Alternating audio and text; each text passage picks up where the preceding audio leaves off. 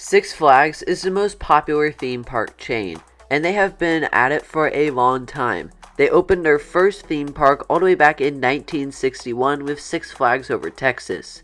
From there, the chain has expanded, adding parks left and right.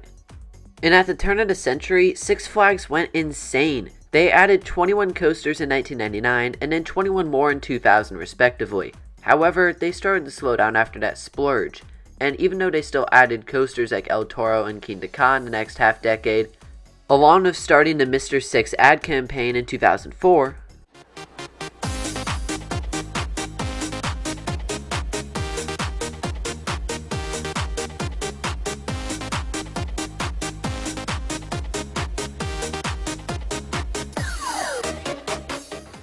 behind all that, Six Flags was having some real problems, and by 2009, they filed for Chapter 11 bankruptcy. They needed a new plan, and they completely changed their business model. But along with that, they found a new manufacturer in 2011, by the name of Rocky Mountain Construction. Six Flags and RMC worked together to build the new Texas Giant.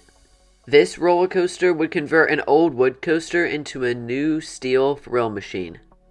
150 feet tall, 65 miles an hour, plenty of airtime moments, smooth as can be. This was an instant hit. In fact, it won the Golden Ticket Award for Best New Ride of 2011.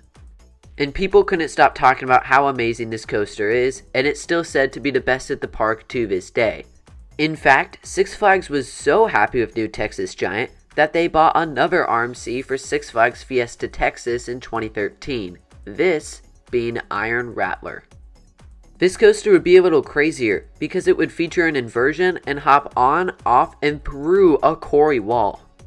This ride is also said to have some of the best airtime moments in the world.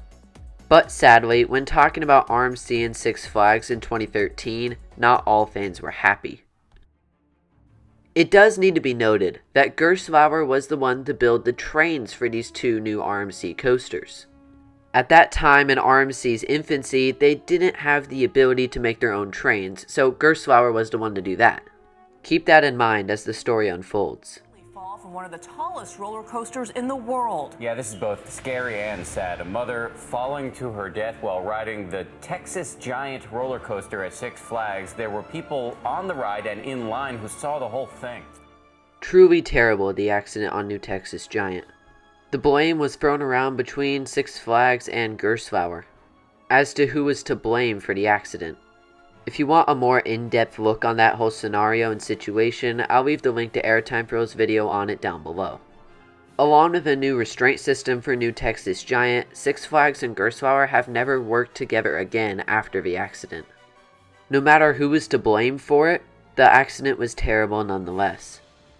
And even though this is not a positive note, it feels like I have to mention it while on the topic of this ride. However, I am the bringer of good news. There haven't been any accidents on New Texas Giant or any RMC coaster to my knowledge since then. And even in that, Six Flags and RMC have had a great relationship. In fact, Six Flags has added 11 coasters from the company since then, including some wild ones, like Twisted Colossus for example, a dueling Mobius loop coaster. That means the riders ride on both sides of the track no matter what.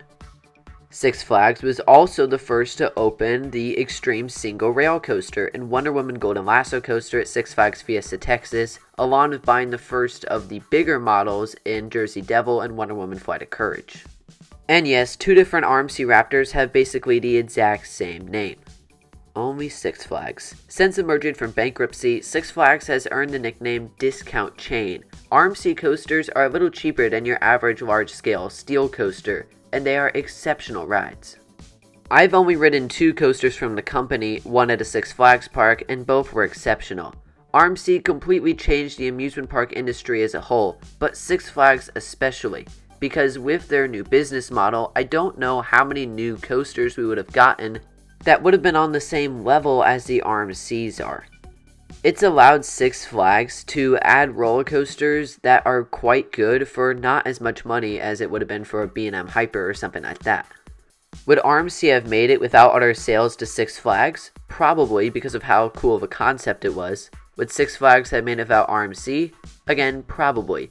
But whatever the case, without each other, Six Flags and RMC would not have become what they have become since 2011. The fact that Six Flags has bought nearly a dozen of these coasters speaks for itself. That's a lot of unpopular aging wooden coasters turned into brand new thrill machines. And when you look at all the success with Six Flags and RMC, you can trace it back to New Texas Giant. This is why I say that New Texas Giant is a ride that changed Six Flags forever. And to answer the question, yes, for the better. A new era of coasters at the original Six Flags park. Kind of artistic if you think about it. And as coaster fans, we couldn't be happier.